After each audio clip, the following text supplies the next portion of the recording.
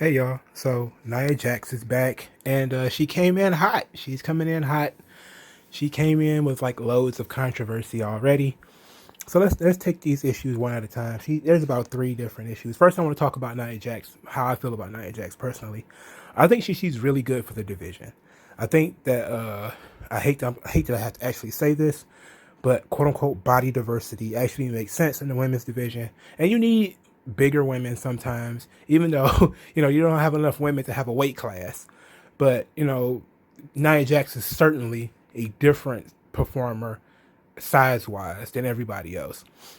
And that diversity can lend itself to matches being different and being more impactful. And you can tell different stories with somebody who is physically bigger than everybody else. There's just more stories that you can tell. There's just more diversity that you can have in your presentation of your performers. And there are a lot of people who like Nia Jax. I mean, there's people. I mean, I was surprised at the number of men who find Nia Jax attractive. A lot of people are into the big girls, not just the BBWs sexually as far as fetish is concerned, but also uh, empowering big girls. They did that whole WrestleMania angle with her and Alexa Bliss when they were doing a whole fat jokes and all that type of stuff.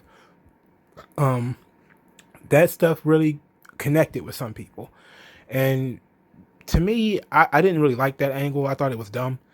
And then I also saw that she was fighting Alexa Bliss, who was like five again. I mean, we'll get into Alexa Bliss, the size difference, but I think that Nia Jax is a good performer. I don't think she's that bad.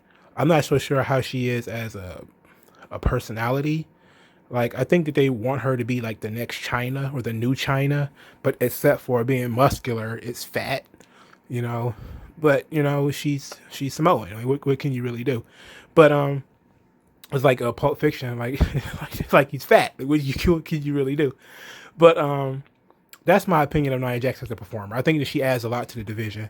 I'm not saying that she's a bad performer, but she definitely is rough. Now we'll get to that later.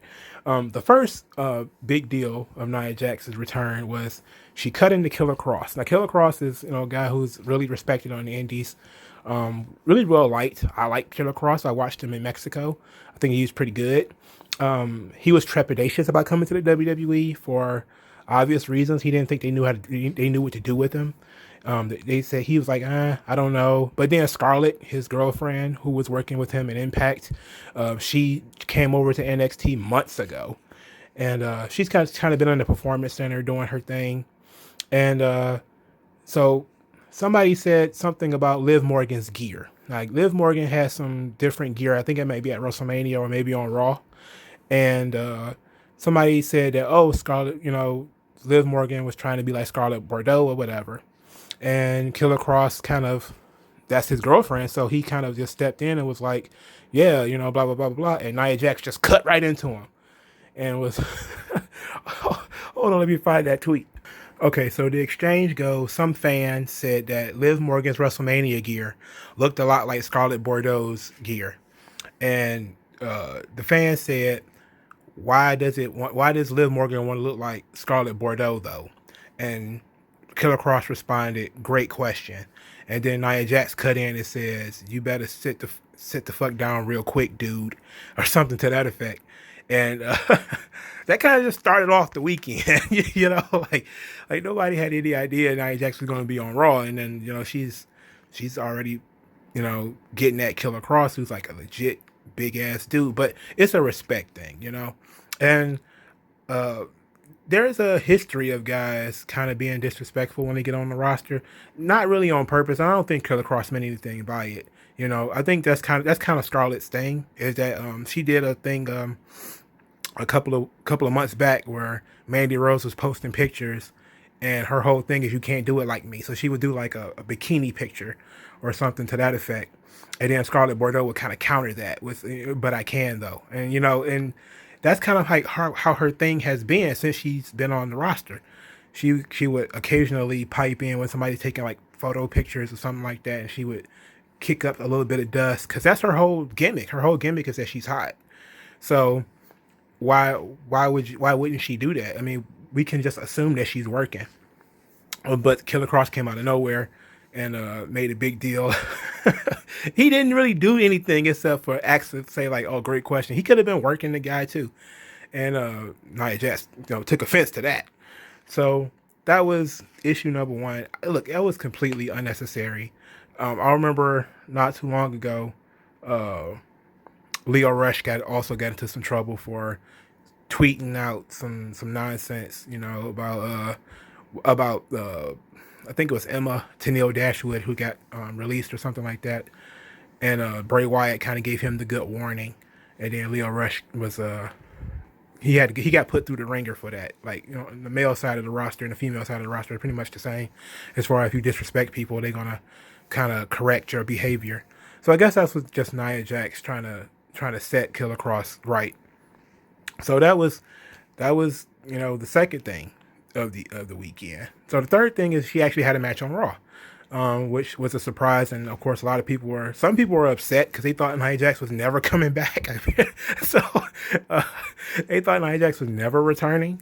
I kind of figured she was coming back eventually, but that really wasn't that big of an issue. So the biggest issue, is that Nia Jax does this video where she's talking with all the other female wrestlers on this conference call, this Zoom or whatever.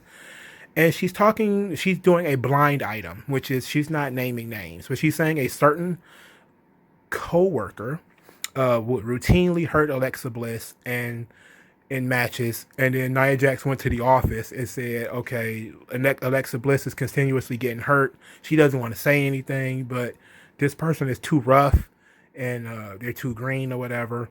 Put me in. I'm bigger. I'm stronger. I can take the the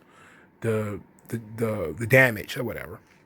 And so the office put her in and took Alexa Bliss out. And a lot of people say like she's talking about Ronda Rousey.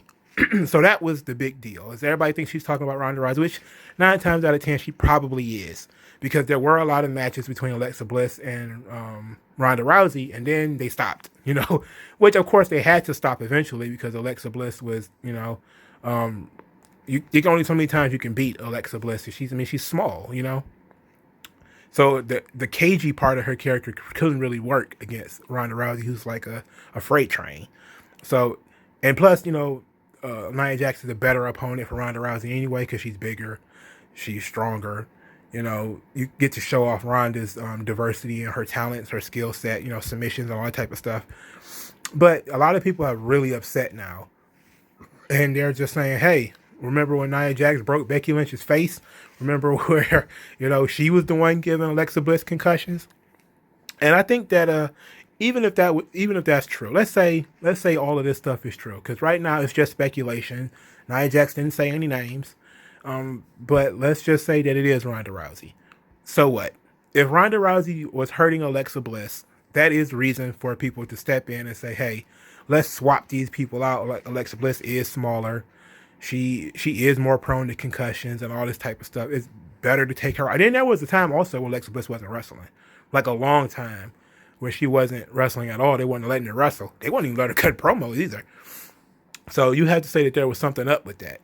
But let's say that all of that is true, that Nia Jax is talking about Ronda Rousey. For starters, just because Nia Jax was hurting people doesn't mean it's okay for Ronda Rousey to hurt people. All right? Both of them can be wrong. So, we can say that both of them are trash for hurting people. I mean, it's not on purpose. I'm sure, like, Ronda Rousey is not going out there intentionally to hurt anybody. She's green.